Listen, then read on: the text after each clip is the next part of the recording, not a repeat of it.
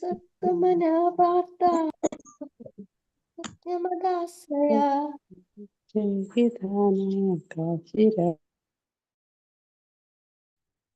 ഹരേ കൃഷ്ണ. ഹരേ കൃഷ്ണ. എല്ലാവർക്കും പ്രണാമം. ഹരേ കൃഷ്ണ. ഹരേ കൃഷ്ണ. ഹരേ കൃഷ്ണ മാതാജി. ഹരേ കൃഷ്ണ. പ്രണാമം മാതാജി. ശ്ലോകം പഠിക്കാം. ഹരേ കൃഷ്ണ മാതാജി. ഹരേ കൃഷ്ണ. മാതാജി. ഹരേ കൃഷ്ണ. എല്ലാവർക്കും പ്രണാമം. ശ്ലോകം പഠിക്കലൊക്കെ നന്നായിട്ട് നടക്കുന്നില്ലേ? പഠിക്കാൻ സാധിക്കും? വായിക്കണ്ടേ? ഞാൻ ഇന്ന് 5-ാമത്തെ അധ്യായം വായിച്ചു മാതാജി വൈകുന്നേരം. ഹരേ കൃഷ്ണ. ഹരിബോൽ മാതാജി.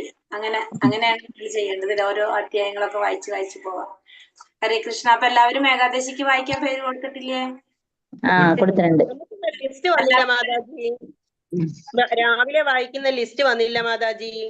രാവിലെ വായിക്കാൻ മാതാജി പേര് കൊടുത്തിട്ടുണ്ടോ? സമയം കൊടുത്തിട്ടില്ല മാതാജി. ലിസ്റ്റ് ഇട്ടിട്ടുണ്ട്, സമയം കൊടുത്തിട്ടില്ല. 5 മണി. രാവിലെ 5 മണിക്ക് തുടങ്ങും. അതിൽ പേര് കൊടുത്തിട്ടുണ്ടോ നിങ്ങള്? ഞങ്ങള് ഗ്രൂപ്പിൽ ഇട്ടിരുന്നു. അത് ഒരു ലിസ്റ്റ് ഇട്ടിട്ടുണ്ട്, വായിക്കണവരുടെ പേര് പറഞ്ഞിട്ട്. സമയം ഇട്ടിട്ടില്ല. ഇല്ല, നമ്മളെ ഗ്രൂപ്പിൽ 2 മണിക്കാണ് വരുന്നത്. നമ്മളെ ഗ്രൂപ്പിൽ 2 മണിക്കല്ലേ? ഞാൻ ഇന്നലെ പറഞ്ഞില്ലേ, പ്രഭകുമാരി പറഞ്ഞ അതൊന്ന് ലിസ്റ്റിൽ കണ്ടില്ല. 18-ാമത്തെയാണ് പറഞ്ഞത്. എന്റെ പേരില്ല, ഗിരിജാണുള്ളത്. അത് മാതാജി മാറ്റിയിട്ടുണ്ടെന്ന് പറഞ്ഞില്ലേ? അഞ്ജന മാതാജി പറഞ്ഞല്ലോ. ഞാൻ പേഴ്സണലായിട്ട് ചോദിച്ചു, 2 മണിയെന്ന് പറഞ്ഞിട്ടുണ്ട് എനിക്ക് സമയം. രാവിലെ വായിക്കുന്നവരുടെ ഞങ്ങള് ഗ്രൂപ്പിൽ കയറി കാണുന്നതേ ഉള്ളൂ. ഞങ്ങൾക്ക് ലിങ്ക് ഇല്ലാത്തതുകൊണ്ട് രാവിലെ വായിക്കുന്നവരുടെ ലിസ്റ്റ് കാണാനും പറ്റുന്നില്ല, സമയം അറിയത്തില്ല. പക്ഷെ ഞങ്ങൾ ഇട്ടിട്ടുണ്ടായിരുന്നു. നിങ്ങൾ എവിടെ ഇട്ടത്? ഞങ്ങള് ഭാഗവതം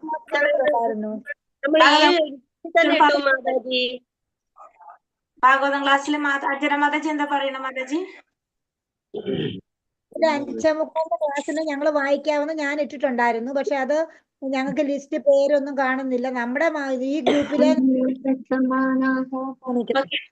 പേര് ലിസ്റ്റ് ഇട്ടിട്ടുണ്ടായിരുന്ന പേര് മാതാജിയോട് പറഞ്ഞെങ്കിൽ മാതാജി ചെയ്തിട്ടുണ്ട്. അഞ്ജന മാതാജി എന്താ പറഞ്ഞു? ഒന്ന് പറഞ്ഞ മാതാജി.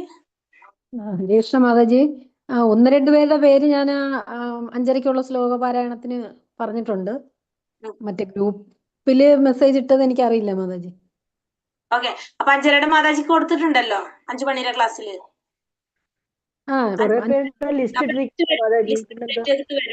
കാരണം വെച്ചാ ഇത് ആദ്യമേ നമ്മൾ തയ്യാറാക്കണല്ലോ. അപ്പൊ അതനുസരിച്ച് വീണ്ടും ഇടും. പിന്നെ പേര് കൊടുക്കുമ്പോ വീണ്ടും മാതാജി ലിസ്റ്റ് മാറ്റിയിട്ടിടും. ഇപ്പൊ ബിമ്മി മാതാജി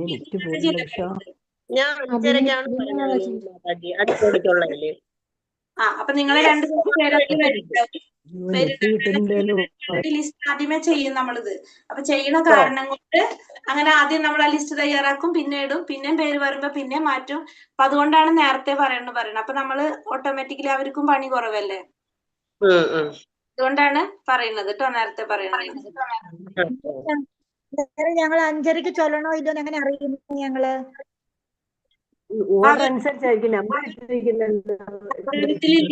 ഭാഗവതത്തിലുണ്ട്. നിങ്ങൾ ഭാഗവതത്തിലുണ്ടോ? ഞങ്ങള്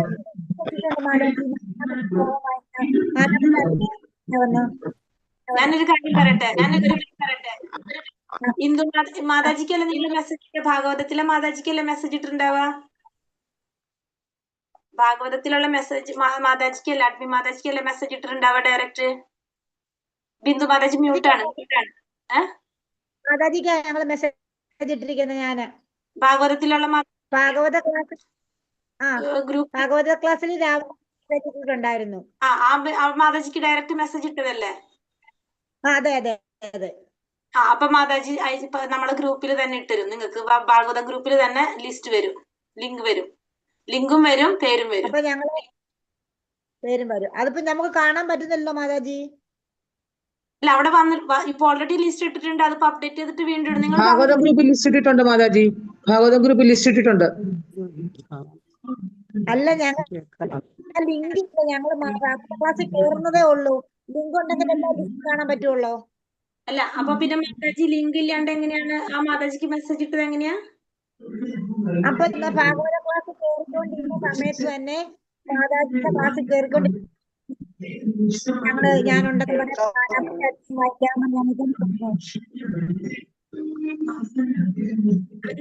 അങ്ങനെയല്ല ഗ്രൂപ്പിൽ മെസ്സേജ് ഉണ്ടാവണം 5 മണിക്ക്. ക്ലാസ് ടൈമിൽ അവർ ആ ചാറ്റ് ബോക്സിലായിരിക്കും മെസ്സേജ് ഇട്ടത്. അതെ ക്ലാസ് ടൈമില് ഹരീഷ് ചാറ്റ് ബോക്സിൽ ഇട്ടാ ശ്രദ്ധിച്ചിട്ടുണ്ടാവില്ല ആരും ട്ടാ. ചാറ്റ് ബോക്സ് ഉണ്ടാവില്ല. അപ്പൊ നാളെ 5 മണിക്കത്തെ ഞങ്ങൾ നോക്കണ്ട. കേറിക്കോളൂ, കിട്ടും നമുക്ക്. ഞാൻ മാതാജിയോട് ചോദിക്കട്ടെ. കേറിക്കോളൂ. 5 മണി ലിങ്ക് തന്നെയാണ് നമ്മളെ ഈ ലിങ്ക് തന്നെയാണ് നമ്മളെ ക്ലാസ്സിന്റെ ലിങ്ക് തന്നെയാണ്. ലിങ്ക് 5 മണിയുടെ. അപ്പൊ നിങ്ങൾ കേറിക്കോളൂ ട്ടാ. അപ്പൊ ലിസ്റ്റ് എനിക്കൊന്ന് മെസ്സേജ് ഇട്ടാ മതി. 2 മണിയുടേത് ഈ ഗ്രൂപ്പിൽ കാണുമോ ലിങ്ക് മാതാജി? ഈ ഗ്രൂപ്പിൽ വരും. കാരണം ഈ ഗ്രൂപ്പിൽ ഇടാത്തെന്ന് വെച്ചിട്ടുണ്ടെങ്കിൽ അല്ലെങ്കിൽ എല്ലാവർക്കും കൺഫ്യൂഷൻ ആവണോണ്ടാണ് നമ്മളെ ക്ലാസ്സിന്റെ മാത്രം ഇവിടെ ഇടുന്നത്. അപ്പൊ ബിന്ദു മാതാജിയും പിന്നെ വേറെ ആരാ പറഞ്ഞ ബിമ്മി മാതാജി അല്ലേ, നിങ്ങളൊന്ന് എനിക്ക് മെസ്സേജ് ഇട്ടാ മതി. അപ്പൊ ഞാൻ ആ ലിസ്റ്റ് അപ്ഡേറ്റ് ചെയ്തിട്ട് മാതാജിനോട് ചോദിച്ചിട്ട് നിങ്ങൾക്ക് ഇട്ടുതരാം. എന്തായാലും കേറി ഈ ലിങ്ക് തന്നെയാണ്. അപ്പൊ എന്തെങ്കിലും ഈ പറഞ്ഞ പോലെ അല്ലെങ്കിൽ ആരെങ്കിലും വന്നിട്ടില്ലെങ്കിൽ നമുക്ക് വായിക്കാൻ കിട്ടുകയും ചെയ്യും. അഥവാ പേരിട്ടില്ലെങ്കിൽ തന്നെ വായിക്കാൻ കിട്ടും. ഞാൻ ഇന്നലെ ലിസ്റ്റ് അല്ലാതെ ഞാൻ ഒന്നും ലിങ്ക് ഒന്നും ഇട്ടൊന്നുമില്ല. ഞാൻ ഇന്നലെ മാതാജിയിട്ട് പറഞ്ഞു. അപ്പൊ പറഞ്ഞു 18ാമത്തത് എനിക്ക് വായിക്കാൻ വേറെ ആളുണ്ട് തരാന്ന് പറഞ്ഞു. മാതാജി നാളെ 2 മണിക്കാണോ? ഉച്ചക്കാലത്ത് 2 മണിക്ക് നമ്മളെ ക്ലാസ്സിന്റെ 2 മണിക്ക്. സുരേഷ് മാതാജി ബിന്നി മാതാജിക്ക് രാവിലത്തെ ലിസ്റ്റിൽ ഇട്ടിട്ടുണ്ടെന്ന് തോന്നുന്നു. ഞാനത് പറഞ്ഞിട്ടുണ്ടായിരുന്നു. അപ്പൊ അധ്യായം 2 എങ്ങാണ്ടാണ് പകുതി പാരായണം ചെയ്യേണ്ടി വരും, പകുതി വേറൊരു പ്രഭുവ. അത് ഞാൻ മാതാജിക്ക് മെസ്സേജ് ഇട്ടിരുന്നു, മാതാജി കണ്ടിട്ടില്ല. ഞാൻ നോക്കാം മാതാജി. അപ്പൊ ബിമ്മി മാതാജിക്ക് പകുതി ഉണ്ടാവും. പിന്നെ അതേപോലെ തന്നെ ഞാൻ നോക്കാം, ഇതില് പിന്നെ അധ്യായങ്ങൾ ഉണ്ടല്ലോ. അപ്പൊ അത് ഡിവൈഡ് ചെയ്ത് തരും നിങ്ങൾക്ക്. ഏത് അധ്യായാലും കുഴപ്പമില്ലല്ലോ.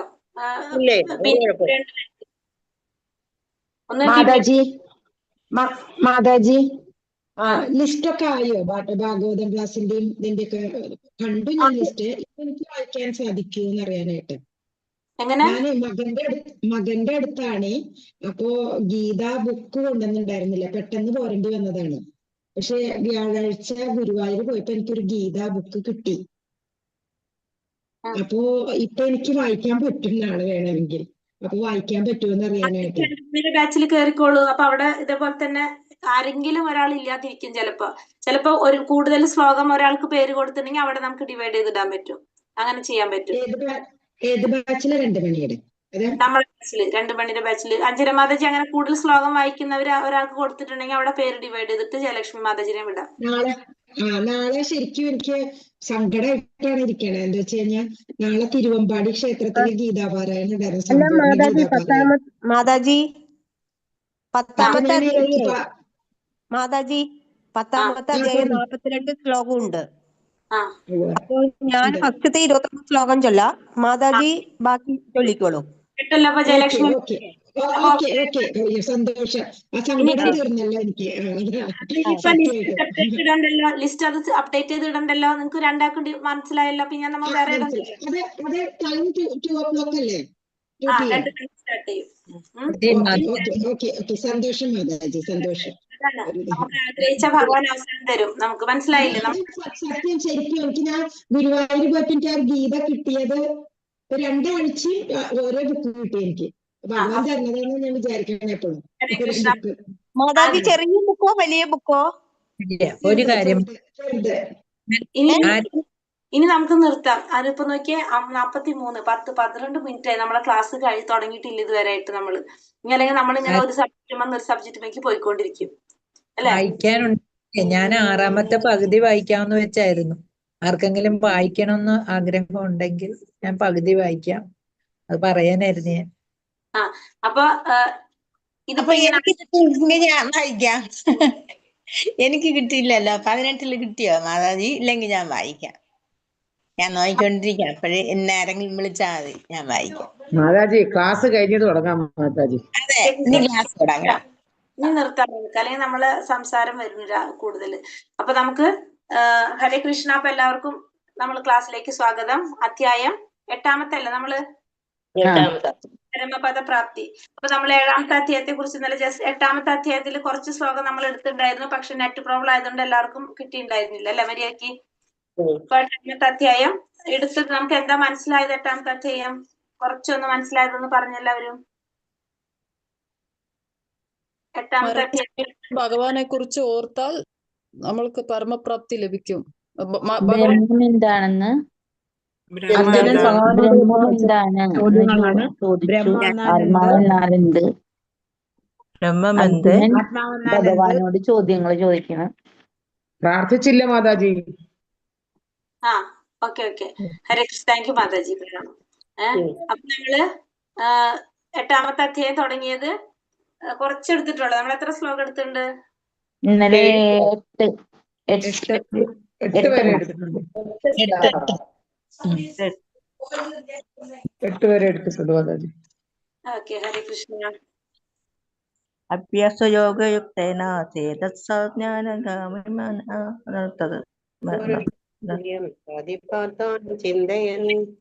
ഓക്കെയാണോ? 7 വരെ എല്ലാവർക്കും മനസ്സിലായിട്ടുണ്ടാണോ? കേട്ടിട്ടുണ്ടായിരുന്നോ ഇന്നലെ എടുത്തത് മുഴുവനും? 7 വരെ കേട്ടി. എനിക്ക് ക്ലാസ് അറ്റൻഡ് ചെയ്യാൻ പറ്റില്ല, പക്ഷെ ഓഡിയോ കേട്ടു. ക്ലിയർ ആണ് അല്ലെ?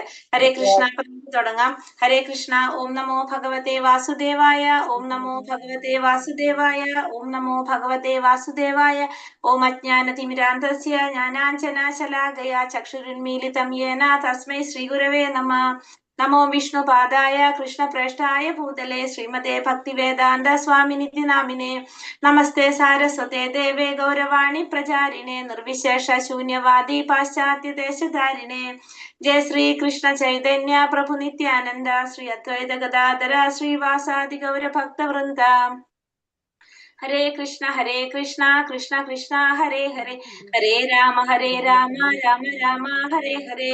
ഹരേ കൃഷ്ണ. ശ്രീ രാധാ ഗോവിന്ദ് ടെമ്പിൾ ഇസ്കോൺ ബാംഗ്ലൂരിന്റെ ഭഗവത്ഗീത ക്ലാസ്സിലേക്ക് എല്ലാവർക്കും സ്വാഗതം. ഹരേ കൃഷ്ണ. എല്ലാവർക്കും പ്രണാമം. അധ്യായം 8 പരമപദ പ്രാപ്തിയില് 7 ശ്ലോകം വരെ നമ്മൾ ഇന്നലെ കണ്ടു. അർജുനനോട് ഭഗവാൻ പറയാണ് എന്ത് ചെയ്യണം എന്ന് പറഞ്ഞു? ശ്രീകൃഷ്ണ രൂപത്തിൽ നീ എന്നെ ധ്യാനിക്കണം എന്ന് പറഞ്ഞപ്പോഴും അല്ലെ, നീ എന്നെ ശ്രീകൃഷ്ണ രൂപത്തിലാണ് എപ്പോഴും ഓർക്കേണ്ടത്. നീ എന്ത് ചെയ്യണം? നിന്റെ നിയത കർമ്മമായിട്ടുള്ള യുദ്ധം ചെയ്യാൻ വേണം. അങ്ങനെ എല്ലാ കർമ്മങ്ങളും എനിക്കായി അർപ്പിച്ചുകൊണ്ടിരുന്നാൽ നിനക്ക് എന്നെ പ്രാപിക്കാൻ സാധിക്കും എന്നാണ് ഭഗവാൻ 7ാമത്തെ ശ്ലോകത്തില് പറയുന്നത്. ഇനി 8ാമത്തെ ശ്ലോകത്തിൽ ഭഗവാൻ എന്താ പറയുന്നത്? ഭഗവാൻ അതിന്റെ കണ്ടിന്യൂഷൻ ആയിട്ട് പറയാണ്, അഭ്യാസയോഗയുക്തേന ചേതസാ നാന്യഗാമിന പരമം പുരുഷം ദിവ്യം യാതി പാർത്ഥാനുചിന്തയൻ.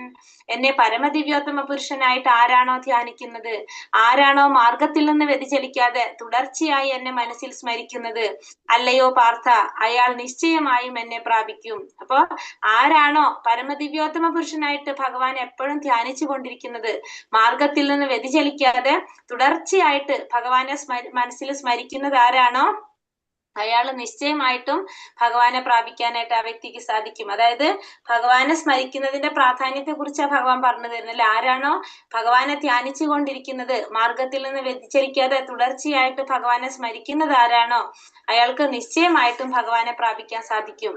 അപ്പൊ ഹരേ കൃഷ്ണ മഹാമന്ത്ര ജപം ജീവാത്മാവിനെ ഭൗതിക ബന്ധങ്ങളിൽ നിന്ന് മോചിപ്പിച്ച് ഭക്തനെ ഭഗവാനിൽ ധ്യാനിക്കാൻ സഹായിക്കുന്നു. അപ്പൊ ഒരു ഭക്തന് ഭഗവാനില് ധ്യാനിച്ചിരിക്കാൻ വേണ്ടിയിട്ട്, എപ്പോഴും ഭഗവാനെ ധ്യാനിച്ചിരിക്കാനായിട്ട് സാധിക്കുന്നതാണ് എന്ത്? ഹരേ കൃഷ്ണ മഹാമന്ത്ര ജപം. അതെന്താ ചെയ്യുന്നത്? ഭൗതിക ബന്ധങ്ങളിൽ നിന്ന് മോചിപ്പിക്കുകയാണ് നമ്മുടെ മന്ത്രജപത്തിന്റെ പ്രത്യേകത. എന്താണ്? ഭൗതികമായിട്ടുള്ള ബന്ധങ്ങളിൽ നിന്ന് മോചിപ്പിക്കണം. ഭൗതിക ബന്ധങ്ങളിൽ നിന്ന് മോചിപ്പിക്കുന്നത് നമ്മുടെ കുടുംബത്തിന് നമ്മൾ വേർപ്പെടുത്തും എന്നല്ല അതിന്റെ അർത്ഥം. നമ്മൾ ഈ ഭൗതികമായിട്ടുള്ള ഭൗതിക ലോകത്ത് നമുക്ക് കുറെ ബുദ്ധിമുട്ടുകളും കഷ്ടപ്പാടുകളും ഒക്കെ ഉണ്ട് അല്ലെ. ഒരു ബന്ധനമാണ് നമുക്കിവിടെ. ആത്മാവിനെ മോചിപ്പിക്കുക, അതാണ് എന്തുകൊണ്ട് അർത്ഥാക്കുന്നത് ഭൗതിക ബന്ധനത്തിൽ നിന്ന് മോചിപ്പിക്കുക എന്ന് പറയുന്നത്. അപ്പൊ ഭക്തന് ഭഗവാനില് ധ്യാനിക്കാൻ വേണ്ടിയിട്ട് സഹായിക്കുകയാണ് ചെയ്യുന്നത്. കവിം പുരാണ മനുശാസിതാരോ മനോരണീയാം സമനുസ്മരേത്യ സർവസ്യ ധാതാരമചിന്യ രൂപം ആദിത്യവർണം തമസാ പരസ്താത്. സ്പീഡ് കൂടുന്നുണ്ടോ ഞാൻ പറയുന്നത്? ഇല്ല. ഓക്കെ. സർവജ്ഞനും ആദിപുരുഷനും സർവനിയന്താവും അണുവിനേക്കാൾ ചെറുതും സകലതിന്റെയും പരിപാലകനും ഭൗതിക അനുമാനങ്ങൾക്ക് അതീതനും അചിന്ത്യരൂപനും ഭൗതിക പ്രകൃതിക്ക് അതീതനും ആദിത്യ തേജസ്വിയുമായ വ്യക്തി എന്ന നിലയിലാണ് ഭഗവാനെ ധ്യാനിക്കേണ്ടത്. അപ്പൊ ഭഗവാൻ ഇതിന് മുന്നത്തെ ശ്ലോകത്തിൽ എന്താ പറഞ്ഞത്? ഭഗവാനെ സ്മരിക്കേണ്ടതിന്റെ പ്രാധാന്യത്തെ കുറിച്ച് 8ാമത്തെ ശ്ലോകത്തിൽ പറഞ്ഞു. അപ്പൊ 9ാമത്തെ ശ്ലോകത്തിൽ ഭഗവാൻ ഇനി എങ്ങനെയാണ് ഭഗവാനെ ധ്യാനിക്കേണ്ടത്, സ്മരിക്കേണ്ടതെന്ന് പറഞ്ഞു തരാണ്. എങ്ങനെയാണ്? ഭഗവാൻ സർവജ്ഞനാണ്, ആദി പുരുഷനാണ്, സർവ്വതിന്റെ നിയന്താവാണ്, അണുവിനേക്കാൾ ചെറുതാണ്, സകലതിന്റെയും പരിപാലകനാണ്. അങ്ങനെ ഭൗതിക അനുമാനങ്ങൾക്ക് അതീതനും അചിന്ത്യരൂപനും ഭൗതിക പ്രകൃതിക്ക് അതീതനുമായിട്ടുള്ള ആദിത്യ തേജസ്വിയുമായ ഒരു വ്യക്തി എന്ന നിലയിലാണ് എന്ത് ചെയ്യേണ്ടത്? ഭഗവാനെ ധ്യാനിക്കേണ്ടത്. ദിവ്യനും ഭൗതിക പ്രകൃതിക്ക് അതീതനുമാണ് അവിടുന്ന്. അപ്പൊ ഭഗവാൻ ദിവ്യനാണ്, ഭൗതിക പ്രകൃതിക്ക് അതീതനുമാണെന്ന് പറയാണ്. അപ്പൊ സർവജ്ഞനാണ്, ആദി പുരുഷനാണ്, സർവനിയന്താവാണ്, അണുവിനേക്കാൾ ചെറുതും സകലതിന്റെയും പരിപാലകനും, പിന്നെ ഭൗതികമായിട്ടുള്ള അനുമാനങ്ങൾക്ക് അതീതനും അചിന്ത്യരൂപനും ഭൗതിക പ്രകൃതിക്ക് അതീതനും ആദിത്യ തേജസ്വിയുമായിട്ടുള്ള ഒരു വ്യക്തി എന്ന നിലയിലായിരിക്കണം ഭഗവാനെ ധ്യാനിക്കേണ്ടത്. അപ്പൊ കഴിഞ്ഞ ശ്ലോകത്തില് ഭഗവാനെ സ്മരിക്കേണ്ടതിന്റെ പ്രാധാന്യത്തെ കുറിച്ച് പറഞ്ഞു.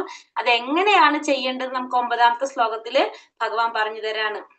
ഭഗവാന്റെ അചിന്ത്യ ശക്തി ഭൗതിക ലോകത്തിലും അതിന് പുറത്തും സർവ്വവ്യാപകമാണ്. ഭഗവാന്റെ ശക്തി എങ്ങനെയാണ്? അചിന്ത്യമാണ്. നമ്മൾ ചിന്തിക്കുന്നതിന്റെ അപ്പുറത്താണ് ഭഗവാന്റെ ശക്തി.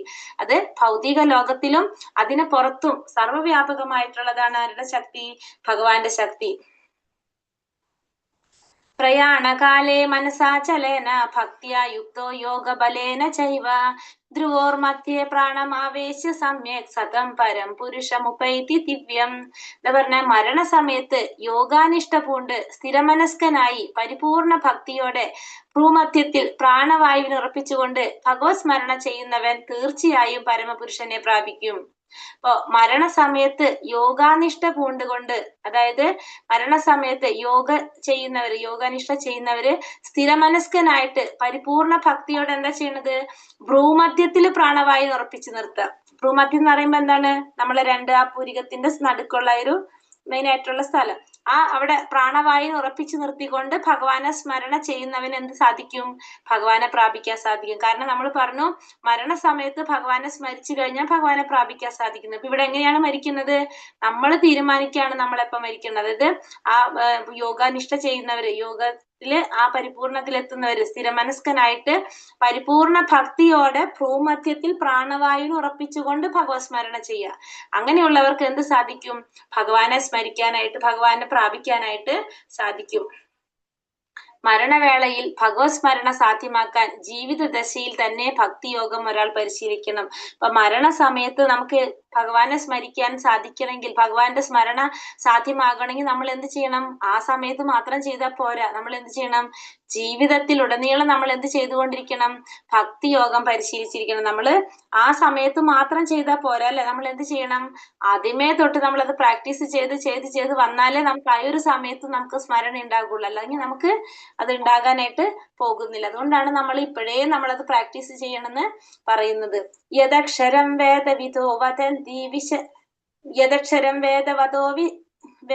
വേദവിദോ വദന്തി വിശ്യന്തി യതയോ വിതരാഗഃ യദിച്ഛന്തോ ബ്രഹ്മചര്യം ചിരന്തി തത്തേ പദം സഗ്രഹേണ പ്രവിക്തേ. ഒരു സെക്കൻഡ്.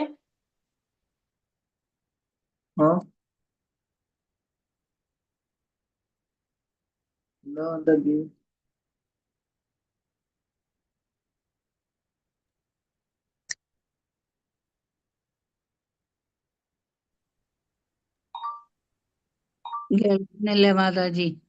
ഹരേ കൃഷ്ണ. യദക്ഷരം വേദവിദോ വദന്തി വിശ്യന്തി യതയോ വിതരാഗഃ യദിച്ഛന്തോ ബ്രഹ്മചര്യം ചിരന്തി തത്തേ പദം സംഗ്രഹേണ പ്രവിക്ഷ്യേ. വേദപഠനം ചെയ്തവരും ഓംകാരം ഉൾവിടുന്നവരും സന്യാസി വര്യന്മാരും ഏത് ബ്രഹ്മപദം പോകുന്നുവോ, ഏത് പരിപൂർണതയെ ആഗ്രഹിച്ച് ബ്രഹ്മചര്യം സ്വീകരിക്കുന്നുവോ, മോക്ഷപ്രാപ്തിക്ക് കാരണമായ ഈ പ്രക്രിയ ഞാൻ വിവരിച്ചു തരാം. ഇവിടെ എന്താ പറയുന്നത്? വേദപഠനം ചെയ്യുന്നവര്, ഓംകാരം ഉരുവിടുന്നവര്, സന്യാസി വര്യന്മാര് ഏത് ബ്രഹ്മപദം പോകാനാണോ അവര് ആഗ്രഹിക്കുന്നത്, പരിപൂർണതയെ ആശ്രയിച്ച് ബ്രഹ്മചര്യം സ്വീകരിക്കാനോ മോക്ഷപ്രാപ്തിക്ക് കാരണമാകുന്ന ആ പ്രക്രിയയെ കുറിച്ച് ഞാൻ വിവരിച്ചു തരാം.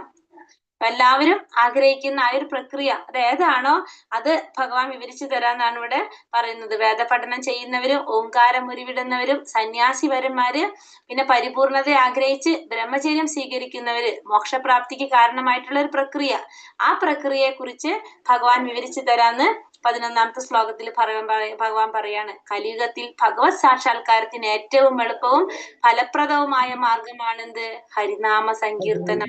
ഭഗവാന്റെ നാമസങ്കീർത്തനമാണ് കലിയുഗത്തില് സാക്ഷാത്കാരം നേടാനുള്ള ഏറ്റവും എളുപ്പത്തിലുള്ള മാർഗം. എളുപ്പമാണ് നമുക്ക് അല്ലെ ഭഗവാന്റെ നാമം ജപിക്കാനായിട്ട്. അത്രയും എളുപ്പത്തില് നമുക്കത് ചെയ്യാൻ സാധിക്കുക. അതുകൊണ്ട് നമുക്ക് എന്ത് പറ്റും? സാക്ഷാത്കാരം നേടാൻ സാധിക്കും. നമ്മള് യജ്ഞങ്ങൾ ചെയ്യണ്ട, തപസ്സുകൾ അനുഷ്ഠിക്കേണ്ട, വിഗ്രഹാരാധനകൾ ചെയ്യണ്ട. നമ്മൾ എന്തുമാത്രം ചെയ്താൽ മതി? ഭഗവാന്റെ നാമം ജപിച്ചാൽ മാത്രം മതി. ഒരു സ്ഥലത്തിരുന്ന് നമുക്ക് മാലയില് വീട്ടിലിരുന്നു കൊണ്ട് നമുക്ക് ചെയ്യാൻ പറ്റുന്ന കാര്യമാണ് അല്ലെ ഭഗവാന്റെ നാമം ജപിക്കുക എന്ന് പറയുന്നത്. ഇത്ര നന്നായിട്ട് നമുക്കത് ചെയ്യാനായിട്ട് സാധിക്കും. കലിയുഗത്തില് നമുക്ക് കുറെ പോരായ്മകളുണ്ട് അല്ലെ. നമുക്കറിയാം കലിയുഗ പൊതുവെ നമ്മൾ പഠിച്ചിട്ടുണ്ട് 4 ന്യൂനതകള്, മനുഷ്യർക്കുള്ള 4 ന്യൂനതകൾ ഓർമ്മയുണ്ടോ? ഏതൊക്കെയാണെന്ന് നമ്മള് പഠിച്ചിട്ടില്ലേ? നമ്മള് ഉണ്ടോ? ഓർമ്മയുണ്ടോ? ഹരേ കൃഷ്ണ. പഠിച്ചിട്ടുണ്ട്. ലോഭം, കാമം, ക്രോധം, ലോഭം, മോഹം. അല്ല, അതല്ല. അല്ലാതെ നമുക്ക് 4 ന്യൂനതകൾ. നമ്മൾ തെറ്റ് ചെയ്യുന്നവരാണ്. തെറ്റ് നമ്മള് എങ്ങനെയാണ്? മായയ്ക്ക് വശംവദരാകുന്നു. മറ്റുള്ളവരെ ചതിക്കാനുള്ള പ്രവണത നമുക്ക് കൂടുതലാണ്. നമ്മളെ ഇന്ദ്രിയങ്ങൾ അപൂർണമാണ്. ഈ 4 ന്യൂനതകളാണ് പൊതുവെ കലിയുഗത്തില് നമുക്ക് മനുഷ്യർക്കുള്ളത്. പിന്നെ നമ്മൾ എങ്ങനെയാണ്? നമ്മൾ മടിയന്മാരാണ്, അലസന്മാരാണ്. നമ്മൾ എന്താണ്? നമുക്ക് എന്താണ് പറയാ, നമ്മള് പ്രവർത്തികൾ ചെയ്യാനൊക്കെ മടിയുള്ളവർ. അങ്ങനെയാണ്. നമ്മള് ബുദ്ധിശക്തി കുറവാണ്, ഓർമ്മശക്തി കുറവാണ്. ഇതൊക്കെ കലിയുഗത്തിലെ ജനങ്ങൾക്കുള്ള പ്രത്യേകതകളാണ് പൊതുവെ. അതുകൊണ്ട് നമുക്ക് ചെയ്യാൻ പറ്റുന്ന ഏറ്റവും നല്ല കാര്യം എന്താണ്? ഭഗവാന്റെ നാമം ജപിക്കുക എന്നുള്ളതാണ്. നമുക്കല്ലെങ്കിൽ നമുക്ക് എല്ലാ കാര്യം ചെയ്യാനായിട്ട് ഭാഗവതത്തിൽ പറയുന്നുണ്ട് നമ്മളെ കലിയുഗത്തിലുള്ള ജനങ്ങളുടെ പ്രത്യേകതകൾ എങ്ങനെയാണെന്നുള്ളത്. അപ്പൊ അതുകൊണ്ട് നമ്മൾ എന്ത് ചെയ്യാ? ഭഗവാന്റെ നാമം ജപിക്കുക. അതാണ് നമുക്ക് പറഞ്ഞിരിക്കുന്ന യജ്ഞം. അത് മാത്രം നമ്മൾ ചെയ്താൽ നമുക്ക് എന്ത് സാധിക്കും? സാക്ഷാത്കാരം നേടാനായിട്ട് നാമം ജപിക്കുക. അപ്പൊ അതിൽ രുചി കൂട്ടാൻ വേണ്ടിയിട്ടാണ് നമ്മൾ എന്ത് പറയുന്നത്? ഭാഗവതം കേൾക്കാൻ പറയുന്നത്. കാരണം ഭഗവാനെ കുറിച്ച് കേൾക്കും തോറും, നമ്മളിപ്പോ ഇന്ന് ക്ലാസ്സിൽ കയറിയവര് കേട്ടിട്ടുണ്ടാവും അല്ലെ, നാരദ മഹർഷിക്ക് ഉണ്ടായ മാറ്റം. ഇന്ന് ക്ലാസ്സിൽ കയറി കേട്ടിട്ടുണ്ടോ? കാരണം വെച്ചാൽ ഭഗവാന്റെ നാമജപം, ഭഗവാനെ കുറിച്ച് കേൾക്കും തോറും ഭഗവാനോടുള്ള ഉപദേശങ്ങൾ കൊണ്ട് അവർക്ക് സേവ ചെയ്യുകയും മഹർഷി നാരദനാവാൻ സാധിച്ചത് നമ്മൾ കണ്ടു. അത്ര മാറ്റം നമുക്ക് വരുത്താനായിട്ട് എന്തുകൊണ്ട് സാധിക്കും? ഭഗവാന്റെ മഹത്വങ്ങൾ ശ്രവിക്കുമ്പോൾ. അപ്പൊ ഭഗവാന്റെ മഹത്വങ്ങൾ ശ്രവിക്കുക, ഭഗവാന്റെ നാമം ജപിക്കുക. ഇത് രണ്ടും നമുക്ക് എന്തിലേക്ക് സാധിക്കും? സാക്ഷാത്കാരം നേടാനായിട്ട് നമുക്ക് സാധിക്കും. നമുക്ക് ശരിക്കും നമ്മൾ ആരുമായിട്ട് മാറും? നല്ല പരിശുദ്ധ ഭക്തന്മാരായിട്ട് നമ്മൾ മാറും. അപ്പൊ അതുകൊണ്ട് നമ്മൾ എന്ത് ചെയ്യാ? ഭാഗവതം ക്ലാസ്സിൽ കയറാൻ, ഭഗവാന്റെ നാമം ജപിക്കുക. ഭഗവത്ഗീത ക്ലാസ് നമ്മൾ കേട്ടുപോവാ അല്ലെ. ഇതൊക്കെ കുറച്ച് കഴിഞ്ഞാൽ തീരും ഭഗവത്ഗീത പഠനം. ഇപ്പൊ നമുക്കൊക്കെ ഒരു ലിമിറ്റ് ഉണ്ട് ഇതിനൊക്കെ. 18 ദിവസം കഴിഞ്ഞാൽ ലെവൽ 1 തീർന്നു. 1 മാസം കഴിഞ്ഞാൽ ലെവൽ 2 കഴിയും. പിന്നെ ലെവൽ 3 ക്ലാസ് ഏകദേശം 1.5 മാസത്തോളം അത് കഴിയും. അപ്പൊ അതൊക്കെ ഇങ്ങനെ ഓരോന്ന് കഴിഞ്ഞു പോകും നമ്മളെ. അപ്പൊ പക്ഷെ നമ്മൾ എന്ത് ചെയ്തിരിക്കുക? ഈ ഭാഗവതം ക്ലാസ് എന്ന് വെച്ചാൽ കണ്ടിന്യൂസ് ആയിട്ട് പോകണാണ്. കാരണം 18,000 ശ്ലോകങ്ങളുണ്ട്, അരമണിക്കൂർ എടുക്കുന്നില്ല. അതാണ് കണ്ടിന്യൂ ചെയ്ത് പോകുന്ന ക്ലാസ്. അപ്പൊ നമ്മൾ എപ്പോഴും എന്ത് ചെയ്യുക? ആ ക്ലാസ്സിൽ മെയിൻ ആയിട്ട് കയറണം. ഭഗവത്ഗീത ക്ലാസ് ഇപ്പൊ നമ്മൾ കുറച്ച് കഴിഞ്ഞാൽ ഒരു 2-3 മാസം കഴിഞ്ഞ് നിങ്ങളുടെ ക്ലാസ്സുകൾ തീർന്നു അല്ലെ. അപ്പൊ അതുകൊണ്ട് നമ്മൾ എന്ത് ചെയ്തു പോകണം? ആ ക്ലാസ്സും കണ്ടിന്യൂ ചെയ്യണം, ഇതും ചെയ്തു പോകാം. പിന്നെ നാമം ജപിക്കുക. സ്ഥിരമായിട്ട് ചെയ്യുന്നത് നാമജപവും മറ്റേ ക്ലാസ്സും മാത്രമായിരിക്കും നമ്മളെ പോയിക്കൊണ്ടിരിക്കുക. ബാക്കിയൊക്കെ തീർന്നു പോകുന്നതാ. അതുകൊണ്ട് എല്ലാവരും എന്ത് ചെയ്യാ? ജപത്തിനും ചെയ്യണം, പിന്നെ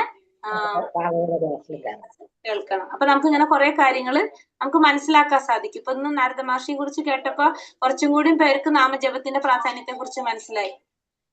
ഹരേ കൃഷ്ണ. ആരോ വീണ്ടും കുറെ വിളിച്ചോണ്ടിരിക്കും. ഒരു സെക്കൻഡ് കേട്ടോ. ഒന്നും കൂടി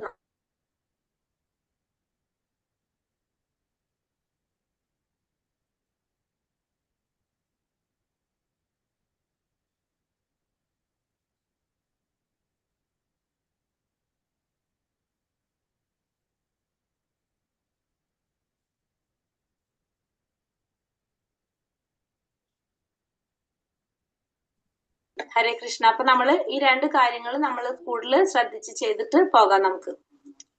ഹരേ കൃഷ്ണ.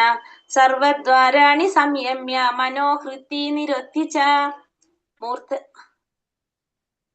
പറഞ്ഞ മൂർധന്യാധ്യായാത്മന പ്രാണാം ആസ്ഥിതോ യോഗധാരണാം.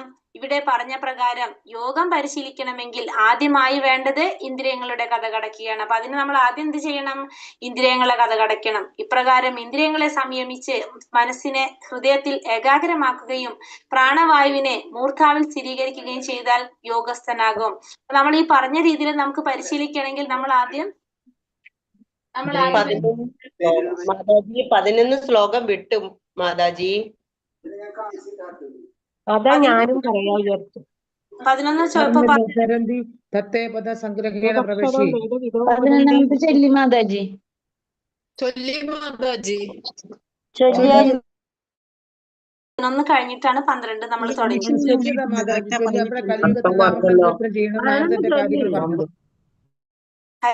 ഹരേ കൃഷ്ണ. 11 കഴിഞ്ഞിട്ടാണ് 12ലേക്ക്. അതിനിടയില് നാരദ മഹർഷിയെ കുറിച്ച് പറഞ്ഞതാണ് അതിന്റെ ഇടയില്. ഹരേ കൃഷ്ണ.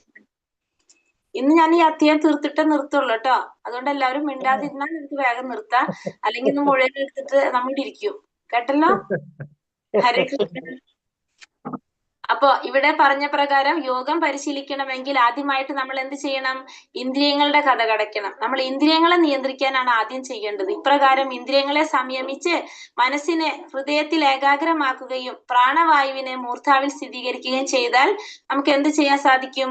യോഗസ്ഥനാകാനായിട്ട് നമുക്ക് സാധിക്കും. അപ്പൊ ആദ്യം നമ്മൾ ഇന്ദ്രിയങ്ങളെ നിയന്ത്രിക്കണം. പിന്നെ ഇന്ദ്രിയങ്ങളെ നിയന്ത്രിച്ച് മനസ്സിനെ നിയന്ത്രിക്കുക. പിന്നെ പ്രാണവായുവിനെ മൂർധാവിൽ സ്ഥിരീകരിക്കുക ചെയ്തു കഴിഞ്ഞാൽ യോഗസ്ഥനാവാനായിട്ട് സാധിക്കുന്ന പറഞ്ഞത്. കൃഷ്ണാവബോധത്തിലൂടെ മനസ്സിനെ ഭഗവാനിൽ ഉറപ്പിക്കുക വഴി അതീന്ദ്രിയ സമാധി അനായാസേന ലഭ്യമാകും. അപ്പൊ കൃഷ്ണാവബോധത്തിലൂടെ മനസ്സിനെ ഭഗവാനിൽ ഉറപ്പിച്ചു കഴിഞ്ഞാല് എന്ത് സാധിക്കും? നമുക്ക് അതീന്ദ്രിയ സമാധി അനായാസന ലഭിക്കും. അപ്പൊ കൃഷ്ണാവബോധത്തിലൂടെ നമുക്ക് എന്ത് ചെയ്യണം? മനസ്സിനെ ഭഗവാനിൽ ഉറപ്പിക്കുക. അപ്പൊ നമുക്ക് കൃഷ്ണാവബോധം കൊണ്ടുള്ള ഗുണം എന്താണ്? ശരിക്കും നമുക്ക് മനസ്സിനെ നിയന്ത്രിക്കാൻ സാധിക്കും, ഇന്ദ്രിയങ്ങളെ നിയന്ത്രിക്കാൻ സാധിക്കും. അങ്ങനെ നമുക്ക് അതീന്ദ്രിയമായിട്ടുള്ള ഒരു സമാധി നമുക്ക്, അതായത് ഭഗവാനിലേക്ക് ഫുള്ള് നമുക്ക് ഫോക്കസ് ചെയ്യാനായിട്ട് നമുക്ക് അതുകൊണ്ട് സാധിക്കും. അതീന്ദ്രിയമായിട്ടുള്ള ഒരു സമാധിയിലേക്ക് നമുക്ക് എളുപ്പത്തിൽ സാധിക്കും. കാരണം അല്ലാതെ നമുക്ക് നമ്മുടെ മനസ്സിനെ നിയന്ത്രിക്കാനായിട്ട് നമുക്ക് സാധിക്കില്ല. അതെങ്ങനെ പറ്റുള്ളൂ? ഇന്ദ്രിയങ്ങളെ നിയന്ത്രിക്കാനും കൃഷ്ണാവബോധത്തിലേക്ക് തിരിച്ചുവിട്ടാലേ നമുക്ക് സാധിക്കുള്ളൂ. അങ്ങനെയാണ് നമുക്ക് നിയന്ത്രിക്കാനായിട്ട് എളുപ്പത്തിൽ സാധിക്കുന്നത്. ഓമേത്തേകാക്ഷരം ബ്രഹ്മ വ്യാഹരൻ മാമനുസ്മരൻ യപ്രയാതി ത്യജൻ ദേഹം സായാതി പരമാം ഗതി. ഇങ്ങനെ യോഗസ്ഥനായി ഓം എന്ന ഉത്തമമായ വിശുദ്ധാക്ഷര സംയോഗം ഉച്ചരിച്ചുകൊണ്ടും പരമദിവ്യോത്തമ പുരുഷനെ സ്മരിച്ചുകൊണ്ടും ശരീരം ത്യജിക്കുന്നവൻ ആധ്യാത്മിക ലോകങ്ങളിലെത്തും. ഇവിടെ ഓം എന്ന വിശുദ്ധമായിട്ടുള്ള വിശുദ്ധാക്ഷരം, ഓം എന്ന് പറഞ്ഞിട്ടുള്ള വിശുദ്ധാക്ഷരം സംയോഗം ഉച്ചരിച്ചുകൊണ്ട്, വിശുദ്ധാക്ഷര സംയോഗം ഉച്ചരിച്ചുകൊണ്ടും പരമദിവ്യോത്തമ പുരുഷനെ സ്മരിച്ചുകൊണ്ടും ശരീരം ത്യജിക്കുന്നവൻ എന്ത് സാധിക്കും? ആധ്യാത്മിക ലോകങ്ങളിൽ എത്തും എന്നുള്ളതിന് സംശയമില്ല. അപ്പൊ ഓംകാരം എന്ന് പറഞ്ഞത് ബ്രഹ്മം, അതെന്താണ് പറഞ്ഞത്? ഭഗവാൻ കൃഷ്ണനും തമ്മില് വ്യത്യാസമില്ല. ഓംകാരവും ഭഗവാനും തമ്മില് വ്യത്യാസമില്ല. അപ്പൊ ഭഗവാന്റെ അവ്യക്തിഗതമായിട്ടുള്ള ഒരു ശബ്ദമാണ് എന്ത്? ഓംകാരം എന്ന് പറയുന്നത്. നമ്മുടെ ഹരേ കൃഷ്ണ മഹാമന്ത്രത്തിൽ നമ്മൾ എല്ലാ മന്ത്രം ചൊല്ലുമ്പോൾ അതിന്റെ കൂടെ ഓം എന്ന് പറഞ്ഞിട്ടാ ചേർത്ത് തുടങ്ങുന്നത് അല്ലെ? പക്ഷെ ഹരേ കൃഷ്ണ മന്ത്രത്തിൽ നമ്മൾ ഓം ചേർക്കുന്നില്ല. എന്തുകൊണ്ടാണ്? അതില് ഓം എന്ന ശബ്ദം ഓംകാരം അന്തർലീനമായതുകൊണ്ട് നമ്മൾ അതിൽ പ്രത്യേകിച്ച് പിന്നെ ഹരേ കൃഷ്ണ മഹാമന്ത്രത്തിൽ എന്തുണ്ട്? ഓൾറെഡി ഓംകാരം അതില് അന്തർലീനമാണ്. അതുകൊണ്ടാണ് നമ്മൾ അതിന്റെ കൂടെ എന്ത് പറയാത്തത്? ഓം എന്ന് പറഞ്ഞിട്ട് ചെയ്യാത്തത്. അപ്പൊ അതുകൊണ്ടാണ് ഹരേ കൃഷ്ണ മഹാമന്ത്രം എന്ന് പറയുന്നത്. ഹരേ കൃഷ്ണ മന്ത്രത്തിന് മഹാമന്ത്രം എന്ന് പറയുന്നത് അതുകൊണ്ടാണ്. ഹരേ കൃഷ്ണ മഹാമന്ത്രം ഉരുവിട്ടുകൊണ്ട് മരിക്കുന്നയാൾ തീർച്ചയായും ആധ്യാത്മിക ലോകങ്ങളിൽ എത്തിച്ചേരും. അപ്പൊ ഹരേ കൃഷ്ണ മഹാമന്ത്രം ഉരുവിട്ടുകൊണ്ട് മരിക്കുന്ന വ്യക്തി തീർച്ചയായിട്ടും എന്ത് സാധിക്കും? ആധ്യാത്മിക ലോകങ്ങളിൽ ഒന്നില് എത്തിച്ചേരാനായിട്ട് സാധിക്കും. അപ്പൊ മഹാമന്ത്രത്തിന്റെ ശക്തിയാണ് നമുക്ക് മനസ്സിലാകുന്നത് അത്രയും. കാരണം ഭഗവാന്റെ നാമവും ഭഗവാനും തമ്മിൽ യാതൊരു വ്യത്യാസമില്ല. അപ്പൊ നമുക്ക് തന്നെ അറിയാം, നമ്മൾ അറിയാതെ നമ്മൾ എന്താ ചെയ്യുന്നത്, ഭഗവാന്റെ നാമം ജപിക്കുന്നു എന്നുള്ള ആ നാമത്തിന്റെ പവറാണ് നമുക്ക് വരുന്ന ഈ മാറ്റം. അപ്പൊ നമ്മൾ ആദ്യമായിട്ട് ലെവൽ 1 അറ്റൻഡ് ചെയ്തിരിക്കുന്ന ആ ഒരു മാനസികാവസ്ഥയും ആ ഒരു ഭാവമല്ല നിങ്ങളിപ്പോ. നമുക്ക് കുറെ മാറ്റങ്ങൾ നമുക്ക് അറിയാതെ നമ്മൾ വന്നിട്ടുണ്ട് അല്ലെ. നമ്മൾ എന്താ ചെയ്യുന്നത്, ഭഗവാന്റെ നാമം ജപിക്കുന്നു, ഭഗവാനെ കുറിച്ച് കേൾക്കുന്നു. അപ്പൊ ഭഗവാനെ കുറിച്ച് കേൾക്കുന്നതും ഭഗവാന്റെ നാമം ജപിക്കുന്നതും നമ്മൾ അത്രത്തോളം നമ്മളെ സ്വാധീനിക്കുന്നുണ്ട് നമുക്ക് മനസ്സിലാക്കാം. അത് ശരിക്കും ആ നാമത്തിന്റെ ശക്തിയാണ് ഭഗവാന്റെ. അത് ശരിക്കും നമുക്ക് മനസ്സിലാക്കാനായിട്ട് നമ്മൾ എല്ലാവരും സ്വയം അനുഭവിച്ചറിയുന്നതാണ്. അതിൽ എല്ലാവരും അത് ആരും പറഞ്ഞു തരുന്നതല്ല, നമുക്ക് സ്വയം മനസ്സിലാക്കാൻ സാധിക്കുന്നതാണത്.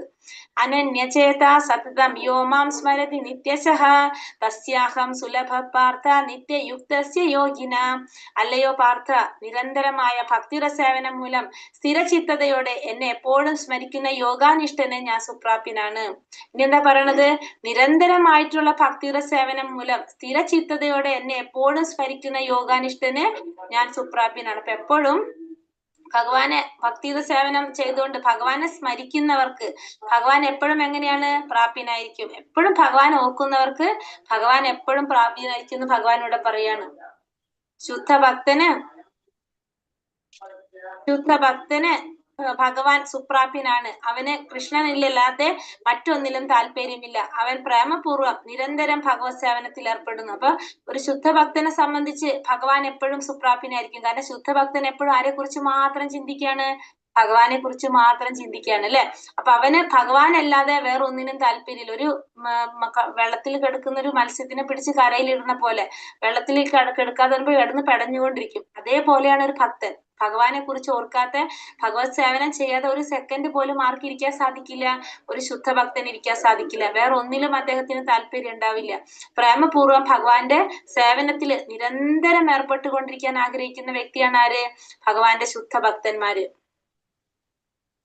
മാമുപേത്യ പുനർജന്മ ദുഃഖാലയം അശാശ്വതം നാപ്നുവന്തി മഹാത്മാന സംസിദ്ധിം പരമാം ഗത. ഭക്തിയോഗം കൊണ്ട് എന്നെ പ്രാപിച്ച മഹാത്മാക്കൾ പരിപൂർണത നേടിയവരാകിയാൽ പിന്നീട് ദുഃഖപൂർണവും അസ്ഥിരവുമായി ഈ ലോകത്തിലേക്ക് തിരിച്ചു വരുന്നില്ല. അപ്പൊ ഭക്തിയോഗം കൊണ്ട് ഭഗവാനെ പ്രാപിച്ചിട്ടുള്ള മഹാത്മാക്കള് പരിപൂർണത നേടിയതായതുകൊണ്ട് അവർക്ക് പിന്നെ എങ്ങോട്ട് വരേണ്ടി വരുന്നില്ല. ഈ എങ്ങനത്തെ ലോകാണ്, ദുഃഖം നിറഞ്ഞ അസ്ഥിരമായിട്ടുള്ള ലോകത്തിൽ. ഭൗതിക ലോകത്തിനെ വിശേഷിപ്പിക്കുന്നത് ഭഗവാൻ എങ്ങനെയാണ്, ദുഃഖപൂർണമാണ്, സ്ഥിരതയില്ലാത്തതാണ് എന്നാണ് പറയുന്നത്. അസ്ഥിരമായിട്ടുള്ളതാണ്, ദുഃഖം നിറഞ്ഞതാണ് ഈ ഭൗതിക ലോകം എന്നാണ് പറയുന്നത്. നമുക്ക് മനസ്സിലായിട്ടുണ്ട് അത്. നമ്മളെ വിചാരം എന്താണ്, ഈ ലോകത്ത് എല്ലാവർക്കും ഇങ്ങനെയാണ്, നമ്മൾ അങ്ങനെ പറയാം അല്ലെ, എല്ലാവർക്കും ദുഃഖമാണ് എന്ന് പറയും. പക്ഷെ ശരിക്കും എന്താണ്, ഈ ഭൗതിക ലോകത്തിന്റെ പ്രത്യേകതയാണത്, ദുഃഖം നിറഞ്ഞതാണെന്ന് നമുക്കിപ്പോ ഭഗവത്ഗീത പഠിക്കുമ്പോഴാണ് മനസ്സിലാവുന്നത്. ഈ ലോകം അങ്ങനെയാണ്, ഭൗതിക ലോകം. ഇതില്ലാത്തൊരു ലോകമുണ്ട്, ആനന്ദം നിറഞ്ഞൊരു ലോകം, ആത്മീയ ലോകം. അവിടേക്ക് പോയി കഴിഞ്ഞാൽ നമുക്ക് ദുഃഖം എന്താന്ന് മനസ്സിലാവില്ല. അവിടെ ഫുൾ എന്താണ്, ആനന്ദാണ്, പരമാനന്ദാണ്. പക്ഷെ ഭൗതിക ലോകത്തിൽ എന്താണ്, ദുഃഖാണ് നിറച്ച്. ഭൗതിക പ്രപഞ്ചം അസ്ഥിരവും ക്ലേശഭരിതവുമാണ്. ശുദ്ധഭക്തന്റെ ലക്ഷ്യം ഗോലോക വൃന്ദാവനത്തിൽ ഭഗവത് സേവനമാണ്. ഇതാണ് ജീവാത്മാവിന്റെ പരമ പരിപൂർണത.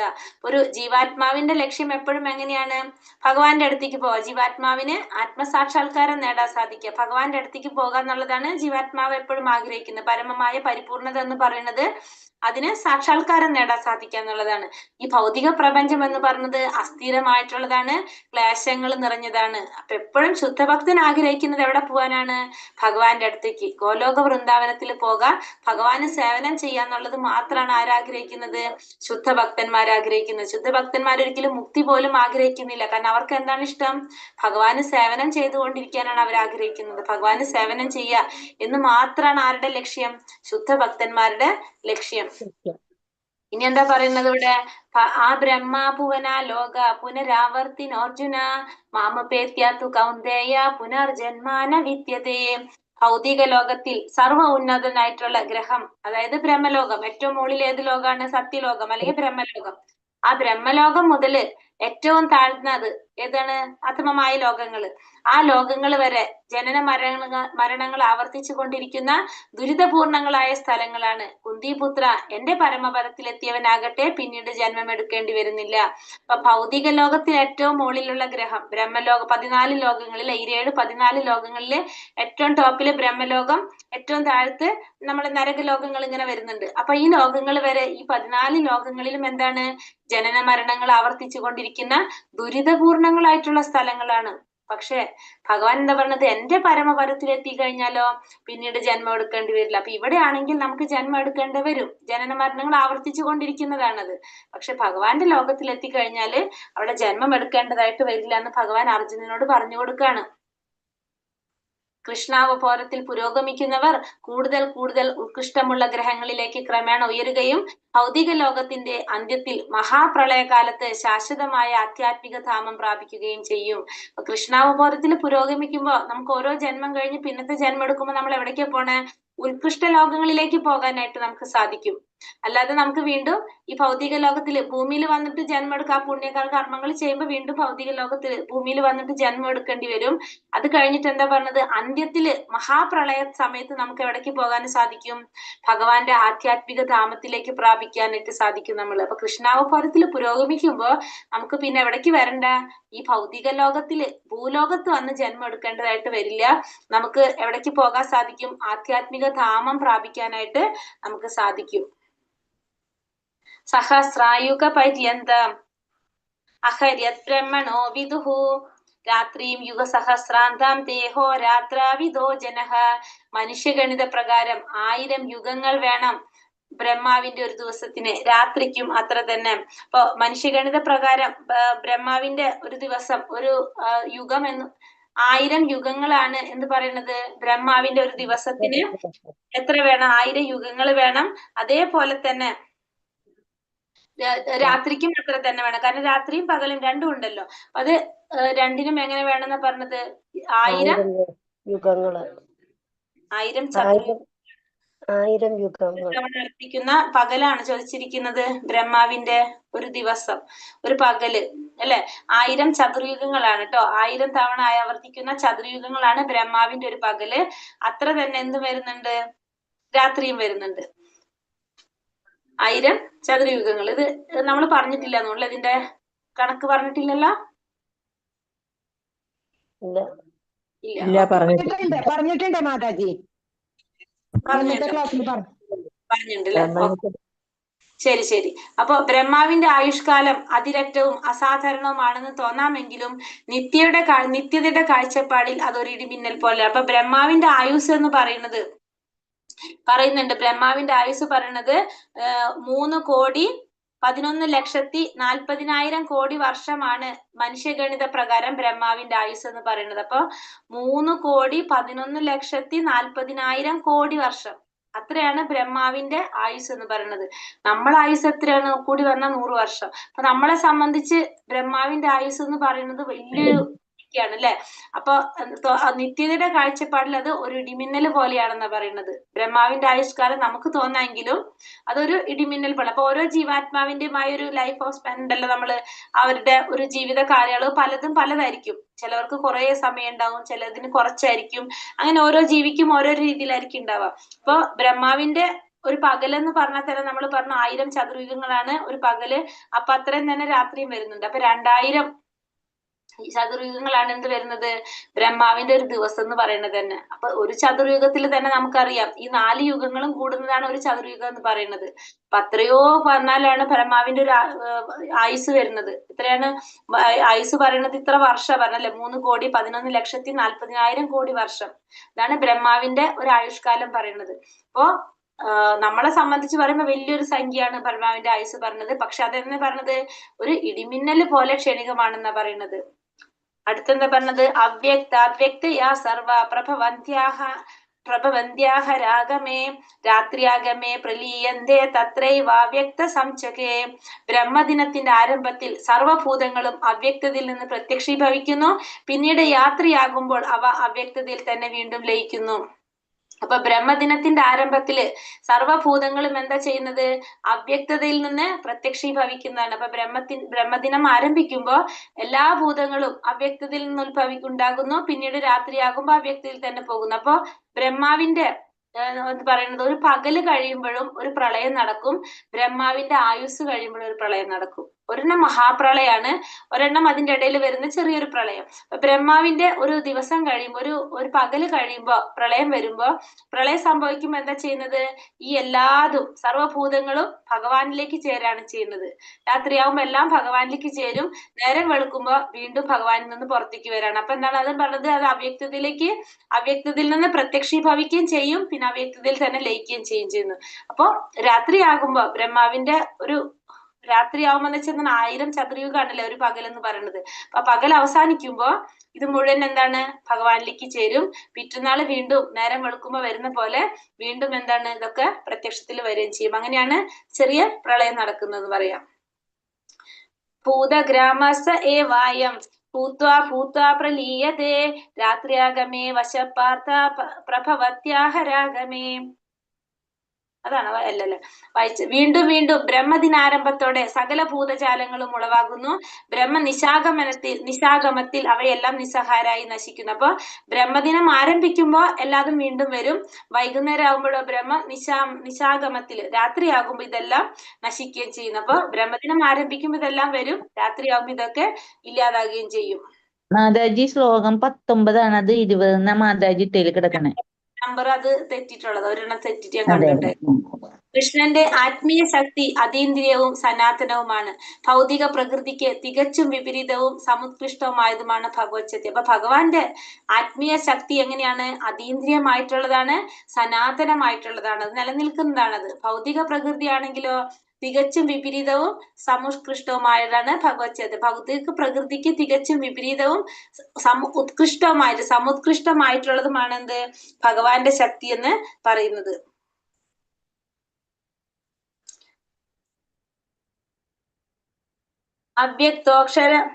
അവ്യക്തോക്ഷര ഇത്യുക്ത സമാഹു പരമാം ഗതി യം പ്രാപ്യാന നിവർത്തന്തേ തഥാ മാ പരമം മമ.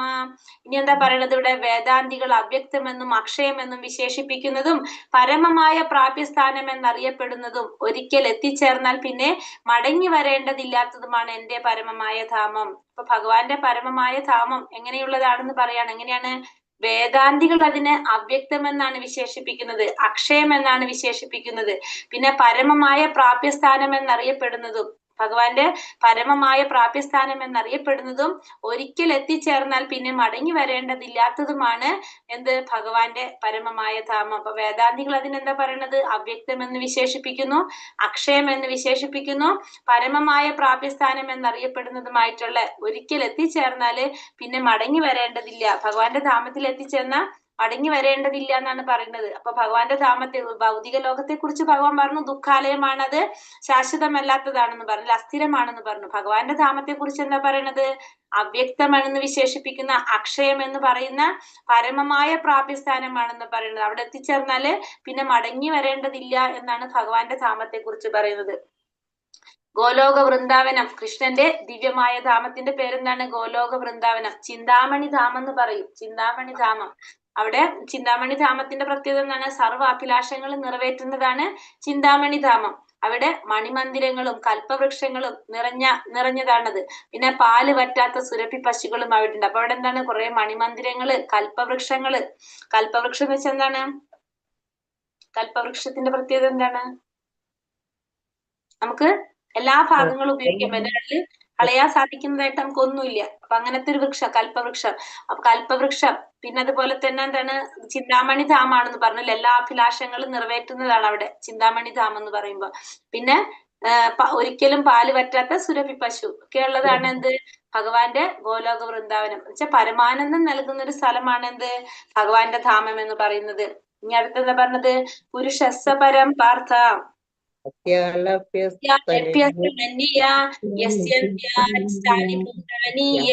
സർവമിതം തദം.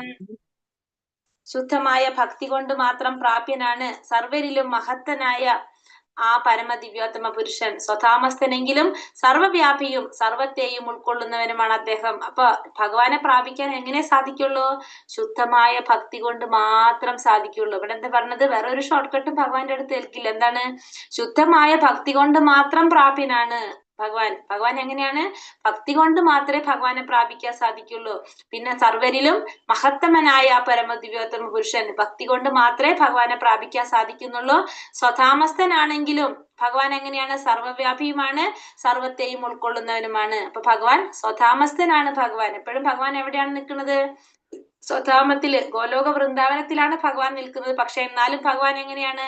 സർവ്വവ്യാപിയാണ്. ഭഗവാൻ ഒരിക്കലും ഗോലോക വൃന്ദാവനത്തിൽ നിന്ന് പോകുന്നില്ല. ഭഗവാൻ എപ്പോഴും ഗോലോക വൃന്ദാവനത്തിലാണ്. പക്ഷെ അതേ സമയം തന്നെ സർവ്വവ്യാപിയുമാണ് എന്ന് പറയാണ് നമ്മൾ ഭഗവാനെ കുറിച്ച് പറയുന്നത്. ഭഗവാൻ സ്വധാമത്തിൽ ഇരുന്നാലും സർവ്വവ്യാപിയാണ്, സർവത്തെയും ഉൾക്കൊള്ളുന്നവരുമാണ് ആര്? ഭഗവാൻ എന്ന് 22ാമത്തെ ശ്ലോകത്തിൽ നമുക്ക് പറഞ്ഞു തരാണ്. ഭഗവാൻ സദാ ഗോലോക വൃന്ദാവനം എന്ന ഉത്കൃഷ്ടധാമത്തിലാണെങ്കിലും സർവ്വവ്യാപിയാകിയാൽ എല്ലാം ഭംഗിയായി നടക്കുന്നു. ഭഗവാൻ വിദൂരസ്ഥനാണെങ്കിലും ഈ പ്രത്യക്ഷ പ്രപഞ്ചത്തിന് എല്ലാ കാര്യത്തിലും ചിട്ടയോടുകൂടിയും കുറ്റമറ്റ വിധത്തിലും നടത്തിക്കൊണ്ടുപോകാൻ തക്കവണ്ണം ബൃഹത്താണ് ഭഗവാന്റെ ശക്തി വിശേഷങ്ങൾ. ഭഗവാൻ അപ്പൊ ഉത്കൃഷ്ടമായിട്ടുള്ള ഭഗവാന്റെ ധാമത്തില്, ഗോലോക വൃന്ദാവനത്തില് ഭഗവാൻ നിൽക്കാണ്. ഭഗവാൻ ഒരിക്കലും ഗോലോക വൃന്ദാവനം വിട്ടു പോകുന്നില്ല. പിന്നെ എന്നാലും ഭഗവാൻ എങ്ങനെയാണ്? സർവ്വവ്യാപിയാണ്. പിന്നെ വിദൂരസ്ഥനാണ്. ദൂരത്തിലാണെങ്കിലും ഭഗവാൻ എങ്ങനെയാണ്? പ്രത്യക്ഷ പ്രപഞ്ചത്തില് എല്ലാ കാര്യങ്ങളും ചിട്ടയോടെ ചെയ്യാനായിട്ട്, കുറ്റമറ്റ രീതിയിൽ നടത്തിക്കൊണ്ട് പോകാനായിട്ട് തക്കവണ്ണം ബൃഹത്തായിട്ടുള്ളതാണ് ആരുടെ ശക്തികള്? ഭഗവാന്റെ ശക്തി വിശേഷങ്ങൾ. നമുക്ക് ചിന്തിക്കുന്നതിന്റെ അപ്പുറത്താണ് ഭഗവാന്റെ ശക്തി വിശേഷങ്ങൾ എന്ന് നമുക്ക് പറയാം. എത്ര കാലേതനാ ആവൃത്തിയും ചൈവ യോഗിന പ്രയാതായാന്തിതം കാലം വക്ഷ്യാമി ഭരതർഷഭ. ഹേ ഭാരത ശ്രേഷ്ഠ, ഇനി ഭഗവാൻ പറയാണ് അർജുനനോട്, ഏതേതു കാലങ്ങളിൽ ദേഹത്യാഗം ചെയ്യുന്ന യോഗിക്ക് പുനർജന്മം വേണ്ടിവരില്ല എന്നും ഏതേത് കാലങ്ങളിൽ വീണ്ടും ജനിക്കണം എന്നുള്ളത് ഇനി ഞാൻ നിന്നോട് പറഞ്ഞുതരാം. ഇനി എപ്പോഴൊക്കെ ദേഹത്യാഗം ചെയ്യുന്നവർക്കാണ് പുനർജന്മം വേണ്ടി വരാത്തത്, എപ്പോഴൊക്കെ ദേഹത്യാഗം ചെയ്യുന്നവർക്കാണ് വീണ്ടും ജനിക്കേണ്ടി വരുന്നതിനെ കുറിച്ച് ഇനി ഞാൻ നിനക്ക് പറഞ്ഞു തരാന്ന് ഭഗവാൻ ഇവിടെ അർജുനനോട് പറയാണ്. സ്പീഡ് കൂടുന്നുണ്ടോ? ഓക്കെ ആണോ? ഇല്ല കൂടുന്നില്ല. ശരി, അപ്പൊ ഓക്കെ. ഹരേ കൃഷ്ണ. ഭഗവാന് സമ്പൂർണ്ണ സമർപ്പണം ചെയ്ത് ശുദ്ധഭക്തന്മാർ തങ്ങളുടെ മരണം എപ്പോൾ എങ്ങനെയായിരിക്കും എന്നതിനെ കുറിച്ച് ആലോചിക്കാറില്ല. അവരതെല്ലാം ഭഗവാൻ ഏൽപ്പിച്ച് സന്തുഷ്ടരായി നിഷ്പ്രയാസം ഭഗവത് സന്നിധിയിലേക്ക് തിരിച്ചു പോകുന്നു. അപ്പൊ ഭഗവാന് സേവനം ചെയ്യുന്ന ശുദ്ധഭക്തന്മാർ ഒരിക്കലും തങ്ങളുടെ മരണത്തെ കുറിച്ച് ചിന്തിക്കുന്നില്ല. അത് എപ്പോഴാണ് എങ്ങനെയാണെന്നുള്ള ചിന്ത ആർക്ക് വരുന്നില്ല? ശുദ്ധഭക്തന്മാർക്ക് വരുന്നില്ല. മരണഭയം ഒന്നും അവർക്കില്ല. അവരെന്ത് ചെയ്യാണ്? എല്ലാം ഭഗവാന് സമർപ്പിച്ചു കഴിഞ്ഞു ഭഗവത് സേവനം ചെയ്തുകൊണ്ടേയിരിക്കുന്നു. എപ്പോഴാണോ ഭഗവാൻ ഭഗവത് സന്നിധിയിലേക്ക് വിളിക്കുന്നത് അപ്പൊ അവിടേക്ക് തിരിച്ചു പോകാനായിട്ട് റെഡി ആയിട്ടിരിക്കുന്നവരാണ് ആര്? ഭഗവാന്റെ ശുദ്ധ ഭക്തന്മാര്. ഇനി എന്താ പറയുന്നത്? അഗ്നിർ ജ്യോതിരഹ ശുക്ല ഷൺമാസ ഉത്തരായണ തത്ര പ്രയാത ഗച്ഛന്തി ബ്രഹ്മാവിദോ ജനഃ. അഗ്നിയുടെയോ ജ്യോതിസിന്റെയോ സാന്നിധ്യത്തിലോ പകലുള്ള ശുഭമുഹൂർത്തത്തിലോ ശുക്ലപക്ഷത്തിലോ ഉത്തരായണ കാലത്തോ ഇഹലോകം വിടുന്ന ബ്രഹ്മജ്ഞാനി ഭഗവാനെ പ്രാപിക്കും. അപ്പോ എങ്ങനെയുള്ളവർക്കാണ് ഭഗവാനെ പ്രാപിക്കാൻ സാധിക്കുക? അതായത് പുനർജന്മം ഇല്ലാത്തത് എങ്ങനെയുള്ളവർക്കാണെന്ന് ഇവിടെ പറയാണ്. അഗ്നിയുടെ ജ്യോതിസിന്റെ സാന്നിധ്യത്തിൽ, അതായത് വെളിച്ചത്തിന്റെ സാന്നിധ്യത്തില്, ജ്യോതിസ് പ്രകാശം അല്ലെ, അഗ്നിയുടെയോ ജ്യോതിസിന്റെ പ്രകാശത്തിന്റെയോ സാന്നിധ്യത്തിൽ, അതായത് പകൽ സമയം എന്ന് പറയാം നമുക്ക്. പകൽ സമയത്ത് ശുക്ലപക്ഷത്ത് പിന്നെന്താണ് സാന്നിധ്യത്തില് ശുഭമുഹൂർത്തത്തില് ഉത്തരായണ കാലത്ത് ഇഹലോകം വിടുന്ന ബ്രഹ്മജ്ഞാനി ഭഗവാനെ പ്രാപിക്കും. അപ്പൊ അഗ്നിയുടെ സാന്നിധ്യം, ജ്യോതിസിന്റെ ജ്യോതിസ്, പിന്നെ പകൽ സമയം, പിന്നെന്താണ് ശുഭമുഹൂർത്തം, ശുക്ലപക്ഷം, ഉത്തരായണ കാലം. ഇത്രയും സമയത്ത് ഇഹലോകം വിടുന്ന ബ്രഹ്മജ്ഞാനിക്ക് ഭഗവാനെ പ്രാപിക്കാനായിട്ട് സാധിക്കുമെന്ന് ഭഗവാൻ ഇവിടെ പറഞ്ഞു തരാണ്. യോഗാചര്യയിലേറെ പുരോഗമിച്ച യോഗികൾക്ക് എവിടെ വെച്ച് ഏത് സമയത്ത് ദേഹത്യാഗം ചെയ്യണമെന്ന് തീരുമാനിക്കാൻ കഴിയുന്നുണ്ട്, മറ്റുള്ളവർക്ക് കഴിയില്ല, സാധ്യമല്ല. അപ്പൊ യോഗാചര്യയില് യോഗസിദ്ധികളൊക്കെ നേടിയവർക്ക് എന്താണ്, എവിടെ വെച്ച് ഏത് സമയത്ത് ദേഹത്യാഗം ചെയ്യണമെന്ന് തീരുമാനിക്കാൻ കഴിയും. നമ്മൾ നേരത്തെ പറഞ്ഞില്ലേ, പുരികത്തിന്റെ സെന്ററിൽ എന്ത് ചെയ്യാൻ സാധിക്കാണ്? ആ പ്രാണനെ കൺട്രോൾ ചെയ്ത് നിർത്തി പ്രാണം വെടിയാൻ സാധിക്കുന്നത്. അപ്പൊ അങ്ങനെയുള്ളവർക്കൊക്കെ നമ്മൾ ആഗ്രഹിക്കുന്ന സമയത്തൊക്കെ വെച്ചിട്ട് നമുക്ക് ദേഹത്യാഗം ചെയ്യാനായിട്ട് തീരുമാനിക്കാനായിട്ട് സാധിക്കും. അങ്ങനെയുള്ളവർക്ക്, യോഗാചര്യയില് പുരോഗമിച്ചവർക്ക്. ഇനി അടുത്തത് എന്താ പറയണത്? ധൂമോ രാത്രിസ്തഥാ കൃഷ്ണ ഷൺമാസ ദക്ഷിണായനം തത്ര ചാന്ദ്രമാസം ജ്യോതിർ യോഗി പ്രാപ്യാനി വർത്തതേ ധൂമ സാന്നിധ്യം, ധൂമം എന്ന് വെച്ചാൽ പുകയുടെ സാന്നിധ്യം, രാത്രി സമയം, കൃഷ്ണപക്ഷം, ദക്ഷിണായനം എന്നീ സമയങ്ങളിൽ മരിക്കുന്ന യോഗി ചന്ദ്രലോകം പോകുന്നു. അയാൾ വീണ്ടും ഭൂമിയിൽ ജനിക്കേണ്ടി വരും. അപ്പോ ധൂമ സാന്നിധ്യം, പുകയുടെ സാന്നിധ്യം, രാത്രി സമയം, കൃഷ്ണപക്ഷം, ദക്ഷിണായനം എന്നീ സമയങ്ങളിലാണ് ഒരു യോഗി മരിക്കുന്നതെങ്കിൽ ആ വ്യക്തിക്ക് എന്താണ്, വീണ്ടും ഈ ഭൗതിക ലോകത്തില് ഭൂമിയിൽ വന്നിട്ട് ജന്മം എടുക്കേണ്ടതായിട്ട് വരുമെന്ന് ഭഗവാൻ പറയാണ്.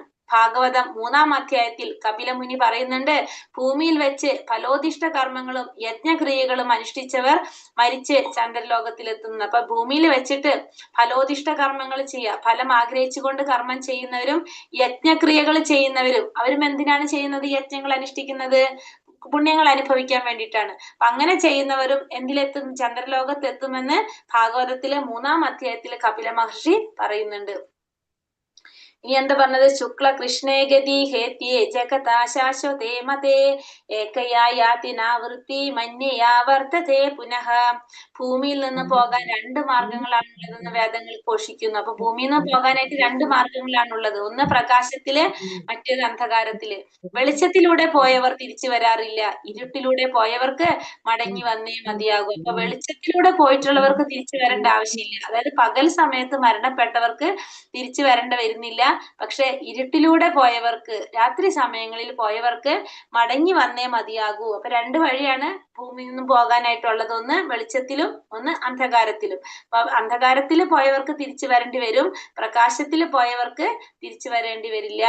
ഫലം ഉദ്ദേശിച്ച് കർമ്മം ചെയ്യുന്നവരും തത്വജ്ഞാനപരമായ ഊഹാപോഹങ്ങൾ നടത്തുന്നവരും അനാദികാലം മുതൽക്കേ ഭൂമിയിൽ വന്നും പോയിരിക്കുന്നു. അപ്പൊ നമ്മൾ ഫലം ആഗ്രഹിച്ചുകൊണ്ട് കർമ്മം ചെയ്യുക, തത്വജ്ഞാനപരമായിട്ടുള്ള ഊഹാപോഹങ്ങൾ നടത്തുക, അവരെങ്ങനെയാണ്? അവര് വന്നും പോയിക്കൊണ്ടിരിക്കുന്നവരാണ്. കാരണം ആ കർമ്മത്തിന്റെ ഫലങ്ങൾ അനുഭവിക്കാൻ വേണ്ടി വരും, അത് കഴിയുമ്പോൾ തിരിച്ചു പോകും, വീണ്ടും ചെയ്ത ഫലം അനുഭവിക്കാൻ വരും, അതിങ്ങനെ മാറിക്കൊണ്ടേയിരിക്കും. അപ്പൊ അവരെ വന്നും പോയിക്കൊണ്ടിരിക്കുന്നവരാണ് ഫലം ആഗ്രഹിച്ചുകൊണ്ട് കർമ്മം ചെയ്യുന്നവരെല്ലാം. അടുത്തത് എന്താ പറഞ്ഞത്? നൈതേ ശ്രുതി പാർത്ഥ ജാന ന്യോഗി മുഹ്യതി കശ്ചന തസ്മാത് സർവേഷു കാലേഷു യോഗയുക്താ ഭവാർജുന. ഈ 2 വഴികളെയും കുറിച്ച് അറിഞ്ഞിട്ടും ഭക്തൻ സംഭ്രമിക്കുന്നില്ല. അതിനാൽ അർജുന എല്ലായ്പ്പോഴും ഭക്തിയിൽ ഉറച്ചു നിൽക്കുക. അപ്പൊ എന്താ പറഞ്ഞത്? ഈ 2 വഴികളെ കുറിച്ച് അറിഞ്ഞിട്ടും, ഈ 2 വഴികൾ, ഒന്ന് വെളിച്ചം, ഒന്ന് അന്ധകാരം അല്ലെ, ഈ 2 വഴിയുള്ളൂ ഈ ഭൂമിയിൽ നിന്ന് പോകാനായിട്ട്. പക്ഷെ ഇത് അറിഞ്ഞിട്ടും ആർക്ക് സംഭ്രമം ഉണ്ടാകുന്നില്ല? ഭക്തന്മാർക്ക് സംഭ്രമം ഉണ്ടാകുന്നില്ല. കാരണം എന്താണ്?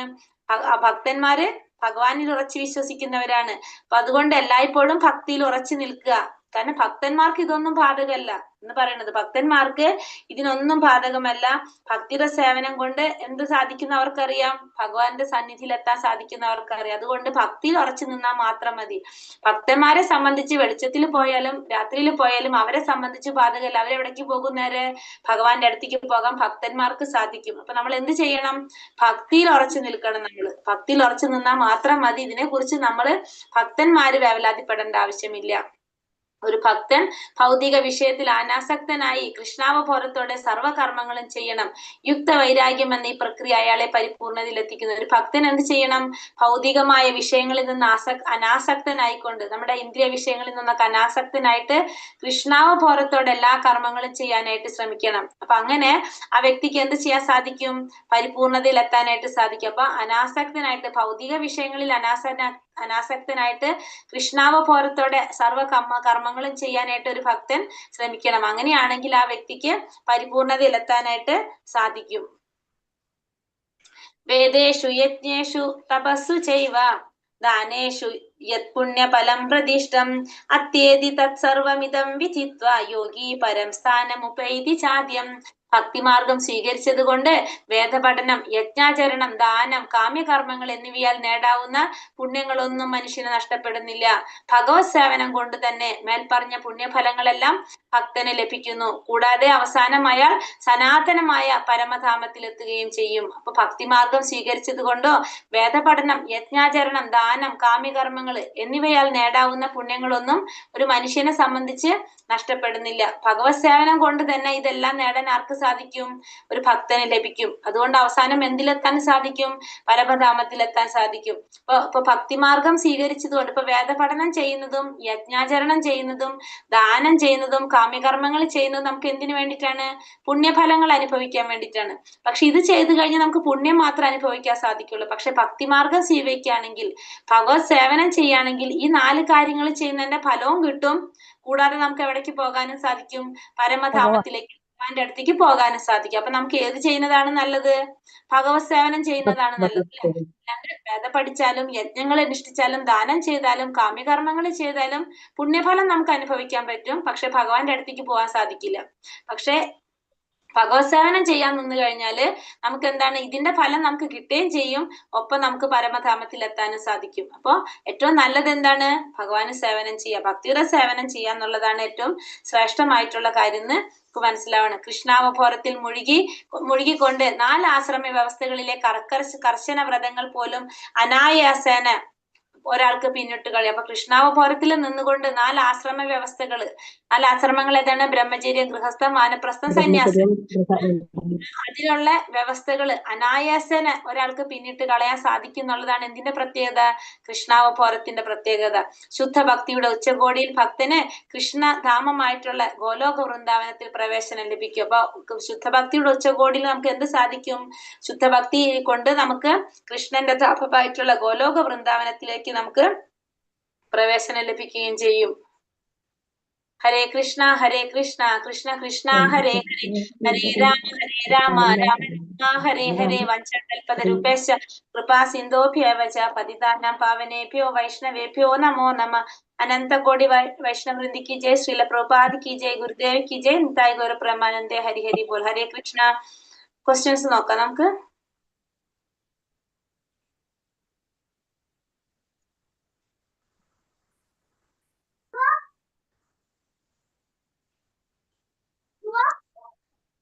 ക്വസ്റ്റ്യൻസ് വന്നിട്ടുണ്ടോ?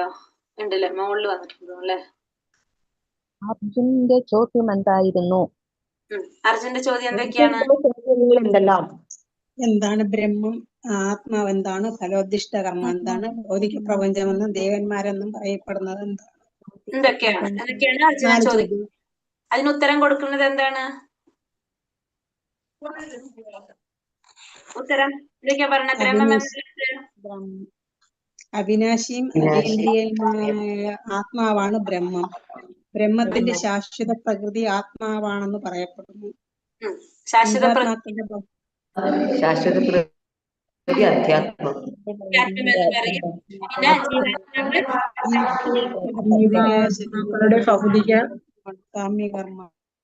ശരീരം നിലനിർത്താൻ വേണ്ടി ചെയ്യുന്ന പ്രവർത്തികളെ നമ്മൾ കാമ്യകർമ്മങ്ങൾ എന്ന് പറയും അല്ലെ. പിന്നെ വന്നിട്ട് ഏതാണ്? പിന്നെന്താ പറഞ്ഞത്? അതിഭൂതം, അതിദൈവം, അതിയജ്ഞം. അതിഭൂതം എന്ന് പറഞ്ഞാല് പ്രകൃതിയാണ്. പിന്നെ അതിദൈവം ഭഗവാന്റെ വിശ്വരൂപമാണ്. അതിദൈവം. അതിയജ്ഞം ഭഗവാൻ തന്നെയാണ് അല്ലെ? ഭഗവാൻ തന്നെ, ഭഗവാൻ തന്നെ, പരമാത്മാ ഭഗവാനെ പറഞ്ഞു. ബ്രഹ്മം എന്തിനെ സൂചിപ്പിക്കുന്നു? പരബ്രഹ്മം എന്തിനെ സൂചിപ്പിക്കുന്നു? ജീവാത്മാവ്. ബ്രഹ്മം, പരമാത്മാവ്, പരബ്രഹ്മം. ഭഗവാന്റെ തടസ്സ ശക്തി എന്നറിയപ്പെടുന്നത് ആരാണ്? ജീവാത്മാവ്. ജീവാത്മാവ്. ശരീരം കടന്നു പോകുന്ന 6 അവസ്ഥകൾ ഏതൊക്കെയാണ്? ജനനം, വളർച്ച, മരണം, ക്ഷയം, നാശം. നാശം. അത് എത്രാമത്തെ ശ്ലോകത്തിലാണ് വരുന്നത്?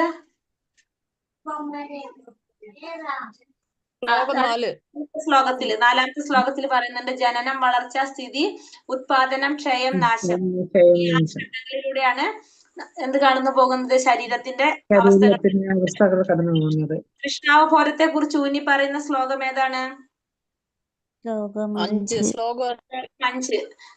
ശ്ലോകത്തില് മരണസമയത്ത് ഭഗവാനെ സ്മരിച്ചുകൊണ്ട് ശരീരം ത്യജിക്കുന്നവൻ എന്ത് സംഭവിക്കും? ഭഗവാനെ പ്രാപിക്കാൻ സാധിക്കും. ഭഗവാനെ പ്രാപിക്കാനായിട്ട് അല്ലെ? ഭഗവാനെ തീർച്ചയായിട്ടും പ്രാപിക്കാനായിട്ട് സാധിക്കും. മരണവേളയിൽ ഒരാളുടെ മനോഭാവത്തെ വേണ്ടുന്ന വഴിക്ക് തിരിക്കാൻ ഉതകുന്ന ഉത്തമമായിട്ടുള്ള മാർഗം എന്താണ്? ഹരേ കൃഷ്ണ ഹരേ കൃഷ്ണ ഹരേ കൃഷ്ണ കൃഷ്ണ ഹരേ മന്ത്രം. ഹരേ അല്ലേ? ഹരേ ഹരേ രാമ ഹരേ രാമ കൃഷ്ണാവബോധം. രാമ രാമ ഹരേ ഹരേ എന്ന മന്ത്രം. ഉത്തമമായ മാർഗം കൃഷ്ണാവബോധം എന്നാണോ ഹരേ കൃഷ്ണ മഹാമന്ത്രം എന്നാണോ? ഹരേ കൃഷ്ണ കൃഷ്ണാവബോധം ഹരേ അല്ലേ? കൃഷ്ണ മഹാമന്ത്രം. മഹാമന്ത്രം എന്നാണെന്നാണ് ഒരു ഹരേ കൃഷ്ണ മഹാമന്ത്രം. കൃഷ്ണ മഹാമന്ത്രം 6ാമത്തെ ശ്ലോകം മാതാജി. 6ാമത്തെ ശ്ലോകത്തിലെ മന്ത്രം. ഹരേ കൃഷ്ണ മഹാമന്ത്രം. ഹരേ കൃഷ്ണ മഹാമന്ത്രം. മഹാമന്ത്രം ഹരേ കൃഷ്ണ മഹാമന്ത്രം. 6ാമത്തേന്റെ ലാസ്റ്റ് ഭാഗത്ത് കൊടുത്തിട്ടുണ്ട് കേട്ടോ അത്.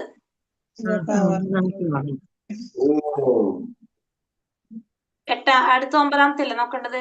അതിനുള്ള പ്രതിവിധിയായിട്ട് ഭഗവാൻ 7ാമത്തെ ശ്ലോകത്തിൽ എന്താണ് ഉപദേശിക്കുന്നത്? നിർദ്ദിഷ്ട കർമ്മത്തിൽ നിന്ന് പിന്മാറിയ ഭഗവാൻ എപ്പോഴും ഭഗവാൻ ആരെയും പ്രേരിപ്പിക്കുന്നില്ല. ധ്യാനിക്കുക. ഹരേ കൃഷ്ണ ഉത്തമമായ മാർഗം നമ്മൾ പറഞ്ഞു.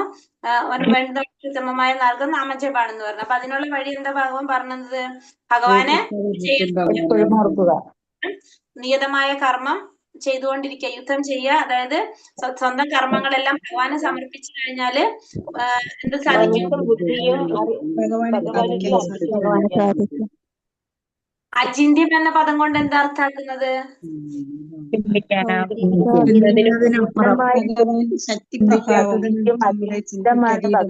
ഭഗവാന്റെ ശക്തിപ്രഭാവം നമ്മുടെ ചിന്തയ്ക്ക് അതീതമായി, അതുകൊണ്ട് അചിന്യം എന്ന് പറയുന്നു. എങ്ങനെയാണ്? നമ്മുടെ ചിന്തകൾക്ക് അപ്പുറത്താണ് ഭഗവാന്റെ ശക്തിപ്രഭാവം, അതുകൊണ്ട് അചിന്യം എന്ന പദം പറയുന്നത്. കലിയുഗത്തിൽ ഭഗവത് സാക്ഷാത്കാരത്തിനുള്ള വഴി എന്തെന്നാണ് ചൈതന്യ മഹാപ്രഭു പറയുന്നത്? ഹരിനാമ സങ്കീർത്തനം. ഭഗവാന്റെ നാമം ജപിക്കാത്ത. കൃഷ്ണന്റെ അവ്യക്തിഗത ശബ്ദം ഓംകാരം. ബ്രഹ്മലോകം പോകാൻ വേണ്ടി അനുഷ്ഠിക്കുന്ന യജ്ഞം ഏതാണ്? അത് ഞാൻ പറഞ്ഞില്ലല്ലോ.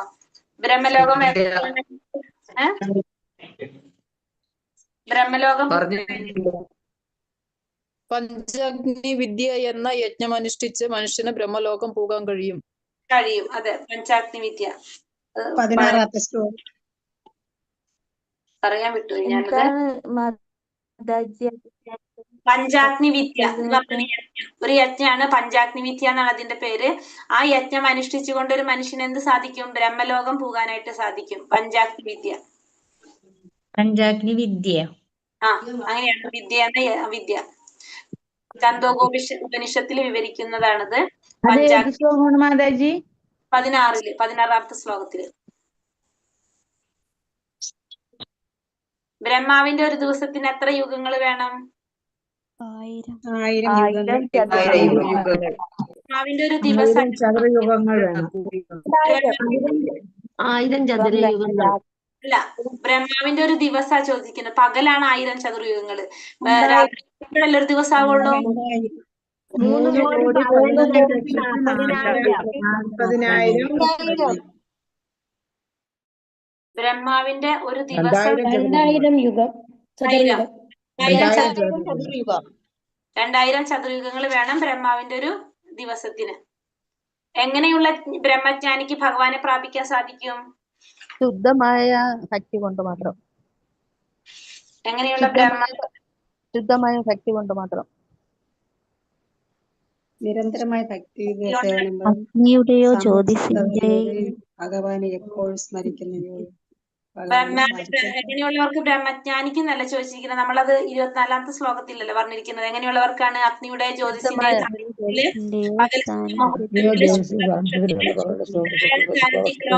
ബ്രഹ്മജ്ഞാനി ഭഗവാനെ പ്രാപിക്കും. അടുത്തത് എങ്ങനെയുള്ളവർക്ക് വീണ്ടും ഭൂമിയിൽ ജനിക്കേണ്ടതായിട്ട് വരുന്നത്? അടുത്തത് ധൂമ സാന്നിധ്യം. രാത്രി സമയങ്ങളില് മരണം സംഭവിക്കുന്നവർക്ക് വീണ്ടും ഭൂമിയിൽ ജനിക്കേണ്ടതായിട്ട്. ഭൂമിയിൽ പോകാനുള്ള 2 മാർഗങ്ങൾ ഏതൊക്കെയാണ്?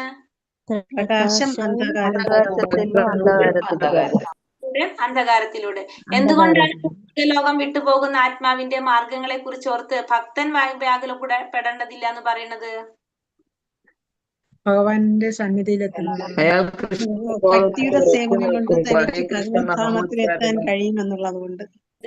ഭഗവാനിൽ പൂർണ്ണ വിശ്വാസം ഉണ്ട് ആ ഭക്തന്. ഭക്തിയുടെ സേവനം ചെയ്യുന്നത് കൊണ്ട് ഭഗവാനെ പ്രാപിക്കാൻ സാധിക്കുന്ന ആർക്കറിയാം? ഒരു ഭക്തൻ അറിയാം. ഭക്തൻ ഒരിക്കലും എന്തിനെ ഭയക്കുന്നില്ല?